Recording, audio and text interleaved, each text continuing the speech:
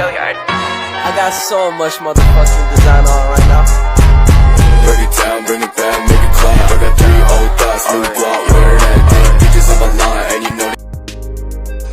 Halo semua, perkenalkan nama saya Michael Pamungkas Putra. Saya adalah mahasiswa Universitas Katolik Widya Mandala di Surabaya dengan jurusan Ilmu Komunikasi. Nah, pada kesempatan kali ini, di video ini terutama, saya akan membahas tentang peran media di dalam pemilu 2024. Nah, seperti yang kita tahu nih, untuk para generasi muda yang mungkin usianya lahirnya 2004, 2003 itu pada saat ini, pada tahun 2004 nanti adalah proses pemilihan pertama, pemilihan presiden pertama. Nah, itu akan menjadi pengalaman buat kita para generasi muda terutamanya untuk membantu pendemokrasian kedaulatan rakyat di Indonesia ini. Nah, karena adanya fenomena seperti itu, makanya pada saat ini saya akan memaparkan beberapa hal-hal yang perlu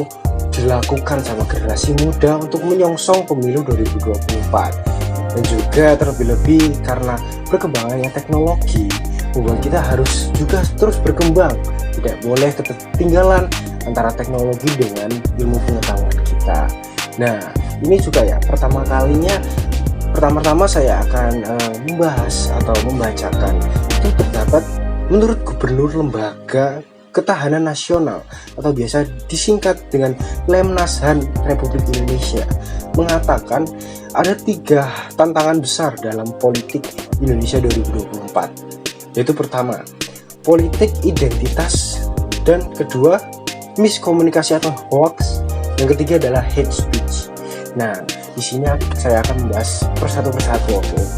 Yang pertama itu politik identitas, di mana para tokoh politik dia mempersatukan beberapa identitas sebagai suatu politiknya, seperti semuanya identitas politik menurut agama. Itu mengumpulkan semua tokoh-tokoh agama, satu agama Islam misalnya, ataupun Kristen ataupun Katolik, dia membangun suatu partai politik. Nah, itu akhirnya juga oleh sebab itu para masyarakat juga terkadang memilih hanya untuk berdasarkan identitas saja, kesamaan identitas. Makanya menurut Gubernur Lemhanas itu merupakan salah satu tantangan besar, karena kalau misalnya kita memilih hanya berdasarkan kesamaan antara suku, ras, agama, itu kita tidak tahu bagaimana proses dari pribadinya, gimana dia memimpin suatu negara ataupun menjalankan negara. Terus yang kedua adalah miskomunikasi atau hoax. Nah, di sini karena saya jurusan di ilmu komunikasi, saya menyarankan kepada generasi muda, karena pada saat ini teknologi media sosial itu berkembang sangat pesat. Oleh sebab itu, hoax juga dapat berkembang di sini. Nah, mulai dari saling antara kubu partai politik A dengan partai politik B, contohnya sudah beredar di media sosial. Banyak sekali contohnya. Jika saya sebutkan satu persatu mungkin tidak cukup. Salah satunya saja mungkin dari kubu kemarin yang mengatakan akan memajukan Ganjar sebagai calon presiden. Nah, dalam partai politik itu ternyata tidak cuma Ganjar yang kemungkinan menjadi calon presiden. Mungkin Bu Megawati mungkin juga mau mencalonkan, cuman karena dari mendukung mengambil suara, prediksi suara, mungkin yang dicalonkan adalah Pak Ganjar. Saya juga tidak tahu. Nah, kemungkinan besar itu juga menjadi satu fenomena atau berita di mana dapat disalahartikan atau dibuat hoax sama partai politik yang lain. Nah, salah satu cara mencegahnya adalah generasi kita, terus malah milenial. Tapi hal ini tidak juga dapat dilakukan oleh orang-orang milenial. Orang tua juga bisa dan harus melakukan hal ini. Yang pertama adalah cross check dari berita informasi tersebut. Misalnya jika ada berita yang tersebar di media sosial, WhatsApp ataupun yang lain, kita harus meng-cross check dulu terlebih dahulu bagaimana prosesnya berita itu tersebar, apakah benar validasinya, dari mana asal berita tersebut. Kita harus meng-cross check semuanya. Kita cari di internet apakah benar itu valid beritanya ataupun hoax gitu. Karena biasanya terutama pada grup WhatsApp banyak orang yang langsung menganggap itu benar. Saya tidak mendiskriminasikan ataupun menggeneralisir, tapi pada kenyataannya biasanya salah satunya adalah ibu-ibu.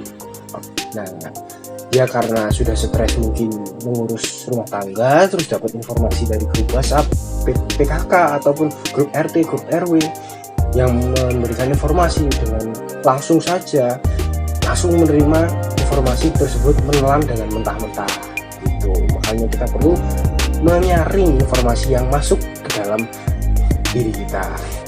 Yang kedua adalah hate speech.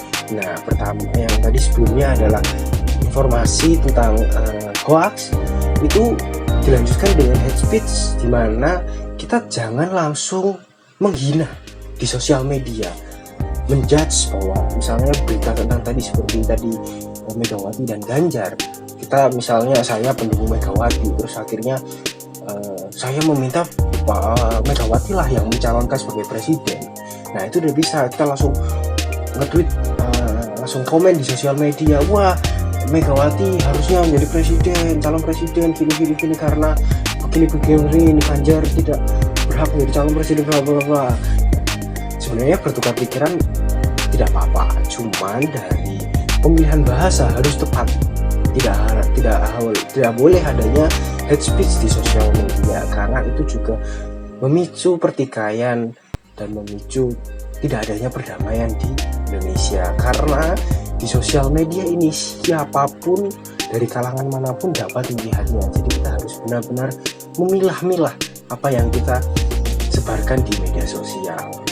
Nah, itu tadi beberapa contoh kasus dan fenomena.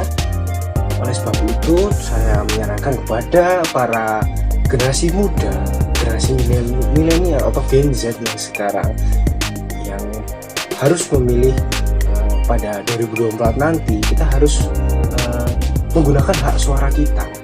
Terus saya juga menyarankan kita tidak hanya menggunakan hak suara kita, tapi kita juga menggunakan hak kita sebagai warga negara dengan cara kita ikut aktif dalam menyeleksi dan mengikuti perkembangan dari presiden, siapapun presiden yang terpilih 2024. Jadi misalnya saya memilih presiden A, tapi yang presiden yang ditetapkan itu presiden B.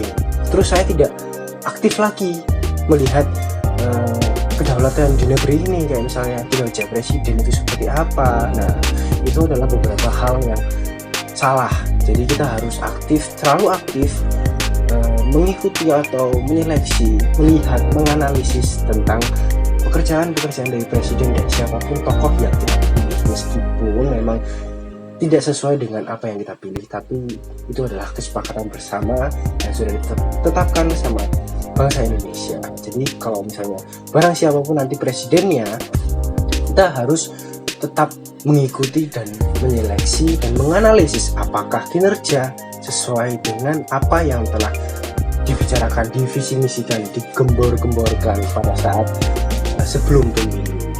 Itu saja dari saya Michael Pemuka Selvianto Putra, NRP 1423022 093, pamit undur diri. Selamat malam.